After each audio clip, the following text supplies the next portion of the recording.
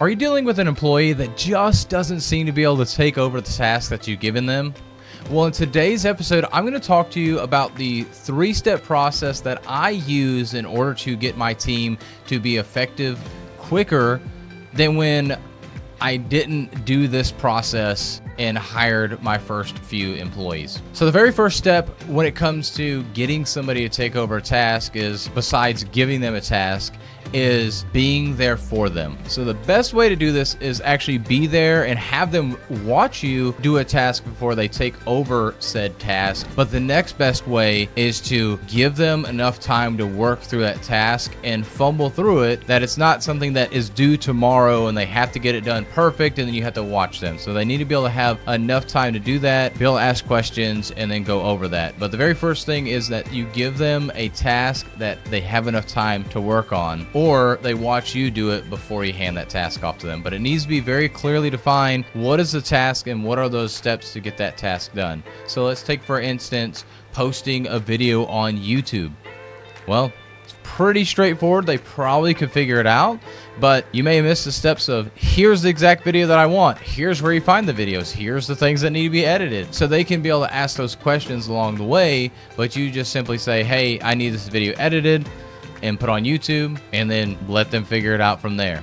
So they're going to ask questions about what time. There's all sorts of stuff that they're going to ask, but you could do that, or you could go ahead and have that video edited and say, hey, after we've edited the video, here's how we post it on YouTube, which is what I want you to do in the future. And you literally go through and show them, and I would recommend recording as well, but you essentially give them that task for them to do and be able to ask questions on and even fail. And so step 2 of this, whether you do showing them or giving them a task and letting them fail, is then to review what they did on the task. And I like to really ask a lot of questions because it'll lead into step 3, but asking questions. Why did you do this? What were you thinking there? What did I miss in the instructions? Because clearly you just gave them something. You gave them very limited instructions. So maybe you needed to write out those instructions better. Maybe they were afraid to ask too many questions. And hint, most people are too afraid to look like they don't know what they're doing, so they're never going to tell you, hey, I don't know what I'm doing, or most people won't. So you need to ask them, what was I missing here? What was not there for you to build to know what to do? And so asking them questions about that, and then also asking for their mindset behind why they did it a certain way, which leads us into step 3, which is then to coach them up on that. So coach them around what they did great, what they missed, and help them understand the thought process behind why they need to think in that manner. And I've been doing this a lot with our social media manager to help them understand how we need to go about creating social media content. So we've got pillars around being a dad, about being a Christian, leadership, delegation, and content creation. And the thing that most of the social media managers that we've dealt with that are on our teams that are helping our clients and everything is that they focus in on that pillar. And so rather than thinking about the audience that we're speaking to, which would be a busy business owner, and using a leadership aspect and with myself involved in that since it's my personal brand, instead they focus in on me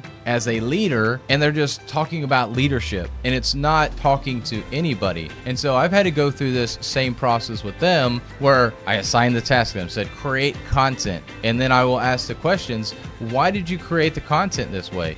And they tell me, well, hey, we had this pillar, we needed to fulfill this pillar, and so that's what I was doing, trying to create content around that pillar. But then I had to coach them up and say, yes, that's true, but you also needed to look at who we are talking to as well, the strategy behind it. And that's what most people miss. People are really good about doing tasks, about taking on tasks, but they're not necessarily great about the thought and strategy behind what that task really means. And so this is the pivotal thing that I missed a lot when I first was starting to hire employees and train people up, that I've had to learn along the way, is really coaching them up and helping them understand from their perspective. So that's why I ask questions in the second step is, what made you think this way? What were you thinking about in this process? Is if they just tell me, we were just posting about leadership, so I post about leadership, that tells me they thought about the task itself, make a post on leadership, but they didn't actually follow any kind of strategy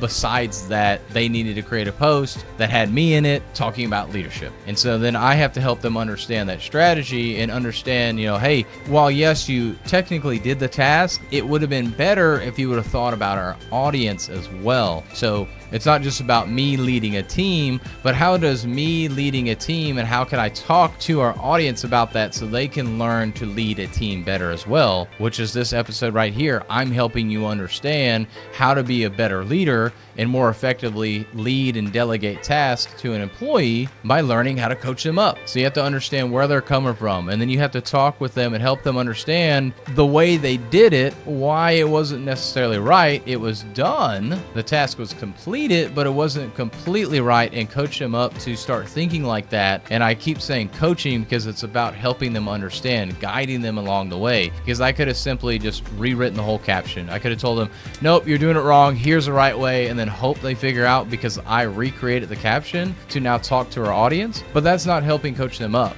If I just do it, they can look at it, and then maybe if they do another leadership post, they'll be able to then tie in my personal story on leadership to our audience. But if now I say, let's create something on content creation. How do we do better content? They're going to, again, just talk about how do we create better content, but it's not going to be towards our audience because our audience is busy. You don't have time necessarily to think about the script, to think about the strategy behind the video. You have time to record a video, and that's it. And so we need to learn how to help our audience be able to create content in a more efficient manner. And so that's the 3-step method. 1, you either do the task with them or delegate it to them. Give them the opportunity to take the time to work on it before it's due. Review the task with them, how they did it, ask questions about why they did it the way they did it. And then the third part is to then coach them up. Give them the guidance and direction of how the task should actually be taken on, but not just for that specific task, but helping give them the mindset behind that as well. So go try this 3-step process with your employees to help them be able to learn more effectively and be able to take things off your plate more effectively. And if you want help, reach out. I'm happy to hop on a call with you to talk in more detail about how you can use this process